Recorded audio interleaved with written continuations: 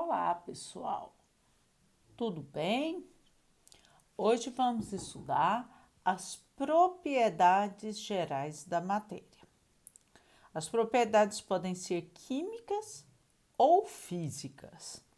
As propriedades químicas são aquelas que se referem à capacidade de uma substância de sofrer transformações. Exemplo: reatividade, condutibilidade, estabilidade.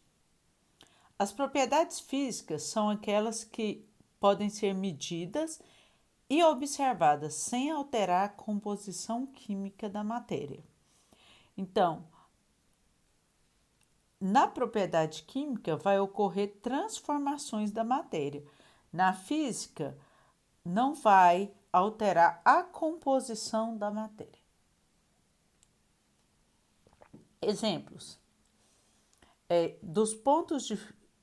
das propriedades físicas temos massa, ponto de fusão, ponto de ebulição, densidade, cor, dureza, coeficiente de solubilidade, entre outros. Essas propriedades, elas não interferem na composição da matéria. Então, a gente vai estudar essas propriedades físicas. As propriedades físicas podem ser gerais. São aquelas comuns a todo tipo de matéria, por exemplo, massa, volume, temperatura, estado físico, sólido, líquido ou gasoso, ou seja, qualquer matéria pode ser pesada, toda matéria tem massa, né? Então, independe da qualidade da matéria. Qualquer um tem uma quantidade, ocupa um volume, ocupa um espaço, né? Um volume fixo.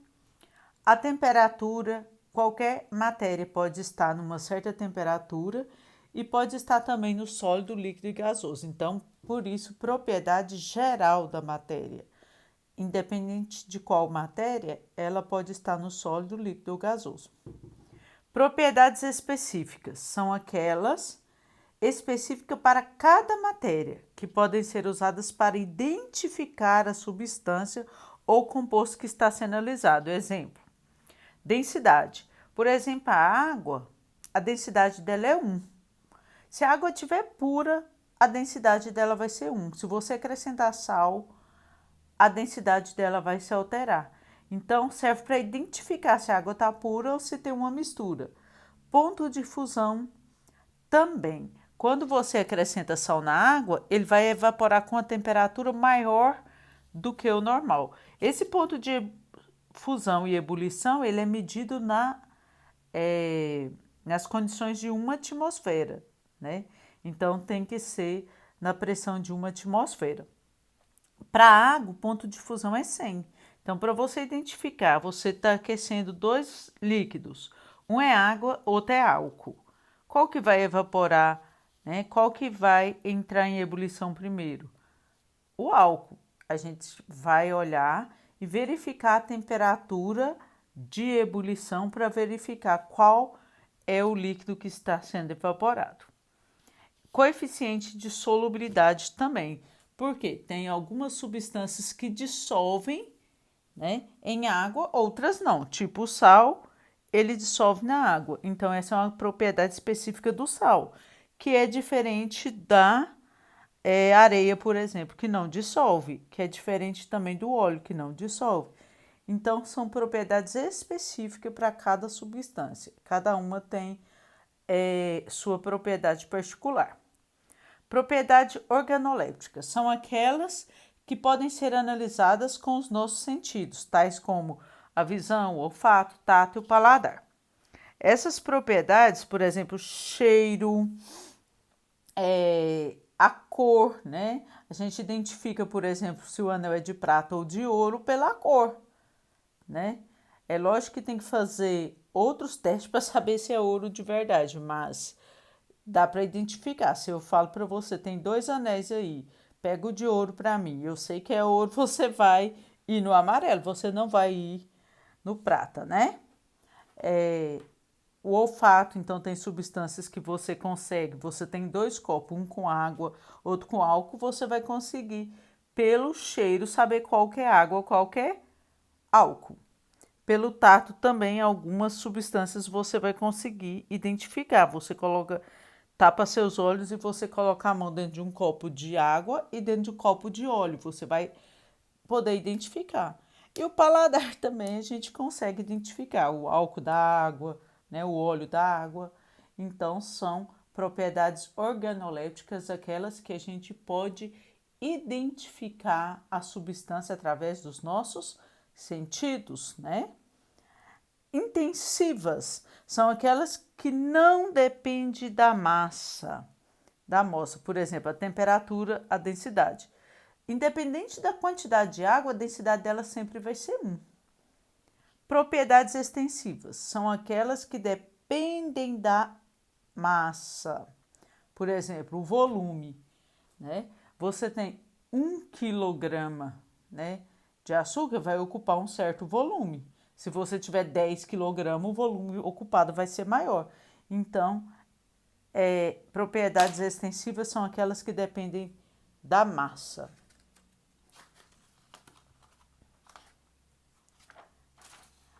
Mudanças de estado físico da matéria. Eu tenho sólido. No sólido, as partículas estão bem organizadas. Apenas ela vai ter apenas as partículas têm um movimento de vibração, né? Elas vão simplesmente vibrar. Já no líquido, as partículas, além de vibrar, elas vão girar em torno dela mesma, que é rotação, e translação quando ela gira em torno da outra molécula, das outras partículas. No estado gasoso, essas partículas estão bem desorganizadas e elas podem se movimentar em qualquer direção, de forma que elas obtenham a maior distância possível uma das outras. Por isso, o gás ocupa todo o espaço disponível no ambiente, onde ele estiver. Então, se você tiver um gás numa garrafa pequena, ele vai estar lá dentro, cabe lá dentro. Mas se você abrir, ele vai espalhar por todo o quarto, por todo o local onde ele for liberado. Então, essa é a diferença entre eles. E o que faz com que aqui seja organizado aqui é as atrações entre essas partículas. Aqui existe repulsão entre essas partículas. Quando a substância do sólido passa para o líquido, a gente chama fusão. Quando passa de líquido para gasoso, vaporização. De gasoso voltando a ser líquido, liquefação. Ele se faz líquido. De líquido para sólido, solidificar. Ele está ficando sólido. Agora eu tenho aqui uma passagem que vai comprimir o gás e ele nem fica líquido, ele vai direto para o sólido. Chama ressublimação. O inverso, quando o sólido ele passa diretamente para o gasoso, ele vai ser a sublimação. Exemplo é o gelo seco, que é o gás carbônico na forma sólida. Gelo seco não é água, é gás carbônico sólido. O que acontece? Você vai ver os vaporzinhos dele, que ele está se tornando gás rapidamente. O que é ponto de fusão? Fusão é a passagem de sólido para líquido.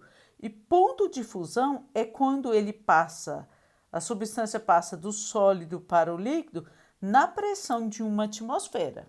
Então, a fusão ela pode ocorrer em qualquer temperatura, mas quando ela está na pressão de uma atmosfera é que você vai utilizar a palavra ponto de fusão. Ebulição é uma evaporização, né, evaporação com aquecimento.